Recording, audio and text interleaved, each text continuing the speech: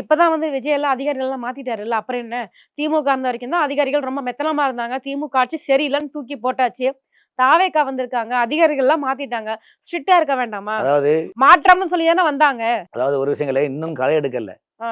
ஆட்சி அமைச்சிருக்காங்க. இன்னும் ஒரு களை எடுக்கிறதுக்கு முன்னாடி இத்தனை மரணங்களா? ஏங்க ஒரு விஷயங்களுங்க. அப்போ திமுக இல்ல என்னன்னா, எனக்கு என்ன ஒரு புத்தன் சந்தேகம் போதனை அப்டின்னா, பண்ணாங்க சொல்லுங்க.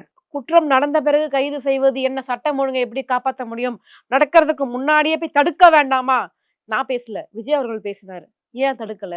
ஏங்க ஒரு விஷயங்களுங்க. திரும்பவும் சொல்றேன். அவரு இப்பதான் அமைச்சரவை இருக்காங்க. இது அதிகாரிகள் பண்ண வேண்டிய வேலை. அதிகாரிகள் செய்யக்கூடிய தவறுதால இந்த பிரச்சனை. இதற்கும் முதலமைச்சருக்கு சம்பந்தம் கிடையாதுங்க. இதுதானே கடந்த ஆட்சிக்கும் இதே ஃபார்முலா பொருந்துமா? ஏங்க கடந்த ஆட்சியில நீ கரை கண்ட கப்பலுங்க.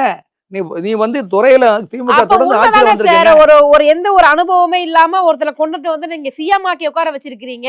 இதனுடைய பின் விளைவுகள இங்க எவ்வளவு பாருங்க. பிரச்சனைகளா இருக்குது. பார்த்துட்டு தானே இருக்கும். ஏங்க அனுபவம் என்பது வேறு, பதவி என்பது வேறு. அவரும் முதலமைச்சர் இருக்காரு. அரசு துறை யாரு? அனுபவம் அரசு துறை அதிகாரிகள் ஐபிஎஸ் புதிய ஆளா, ஐஏஎஸ் புதிய ஆளா, டிஆர்ஓ புதிய ஆளா, தகவல்சார் புதிய ஆளா, ஆர்டிஓ புதிய ஆளா, எஸ்பி புதிய ஆளா, கார்ப்பரேஷன் புதிய ஆளா? விஜய் அவர்கள் புதியவர், ஓகே, நான் ஒத்துக்கிறேன். அப்ப இந்த அதிகாரிகள் எல்லாம் ஏற்கனவே அனுபவம் வாய்ந்த அதிகாரிகள், அவர்களுக்கு தெரியாதா நிர்வாகத்தை எப்படி கொண்டு போகணும்னு? உங்களுக்கு தமிழ்நாடு அரசு எப்படி தெரியலங்க. இங்க இருக்கிற அரசு துறை பவர் சென்ட்ரல் இருக்கக்கூடிய அதிகாரிகள் பெரும்பாலும் அப்ப இன்னமும் திமுக தான் அதிகாரிகளை கண்ட்ரோல் பண்ணிட்டு திமுக அதிகாரிகள் இல்லைங்க. அதாவது ஒரு விஷயம் இல்லை. இதுல தான் திமுக ஆட்சியில் இருந்த அதிகாரிகள் இப்பளும் இருந்துட்டு இருக்கிறாங்க. அவங்கள நிறைய பேர் இன்னும் மாத்தல. அவங்களுக்கு ரெண்டாவது புதுசா வரக்கூடிய பல அதிகாரிகளுக்கு மொழி பிரச்சனை இருக்குது. என்ன பண்றது என்ன செய்யல. துறை சார்ந்த அந்த இன்டெலிஜென்ஸ் எஸ்பி அவங்க எல்லாம் அந்த டிபார்ட்மெண்ட் இந்த இடத்துல எவ்வளவு பிரச்சனை இருக்குது, இந்த இடத்துல பிரச்சனை அதை புள்ளிவரம் சொல்லி யாரு சொல்லணும்? அப்ப யாரு கேட்கணும்?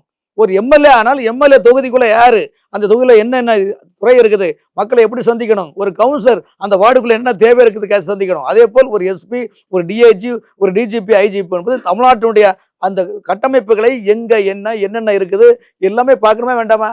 அது இல்லாம என்ன பண்ண முடியும்னு சொல்லுங்க. எல்லாருக்கும் அதாவது நீங்க அரசு மீதே முதலமைச்சர் மீதே குற்றத்தை சுமத்திட்டு போனா என்ன அர்த்தம் சொல்லுங்க? அது அவருக்கு முதலமைச்சர் எல்லாரும் மாற்றம்னு சொல்லி வந்தாரு. அப்புறம் மாற்றம்னு கை காட்டினவர்கள் மட்டும் கேட்க முடியும். நம்ம பாருங்க, அதாவது முதலமைச்சரை பொறுத்த வரைக்கும் இன்னைக்கு முதலமைச்சர் இன்னைக்கு ஆட்சி ஒரு பிரஸ் மீட் கூட கொடுக்கலையே சார். ஆமாங்க, நீங்க இடக்கு முடக்கா திமுக செட்டப் பண்ணி கேள்வி கேட்பீங்க. அப்ப இதுக்கெல்லாம் பதில் சொல்லிட்டு முடியுமா சொல்லுங்க? பதில் சொல்லணும் சார். ஸ்டாலின் இதே நீங்க கேள்வி ஸ்டாலின் கேட்க ஏ ஸ்டாலின் கிட்ட மைக் நீட்டினா நின்னு பேசிட்டு போவாரு. இப்ப வாங்க, அவரு என்ன பண்ணாரு? பிரஸ் மீட் வைக்கும் போது என்னென்ன கேள்வி கேட்பீங்கன்னு ஃபர்ஸ்ட்ல கேட்பாங்க. அவங்க கட்சிக்கு சாதகமான பத்திரிகைக்காரங்கிட்ட அவங்க எந்தெந்த கொஸ்டினா கொடுப்பாங்க. சரி, இதுதான் நீ கேட்கணும்னு சொல்லிட்டு போயிடுவாங்க. முழுக்க திமுக ஸ்டாலின் நடத்தின அத்தனை பிரஸ் மீட்டிங்கும் ஒரு போட்டோ ஷூட் பிரஸ் மீட்டிங். நீங்க அதை மீறி ஒரு கேள்வி கேட்க முடியாது.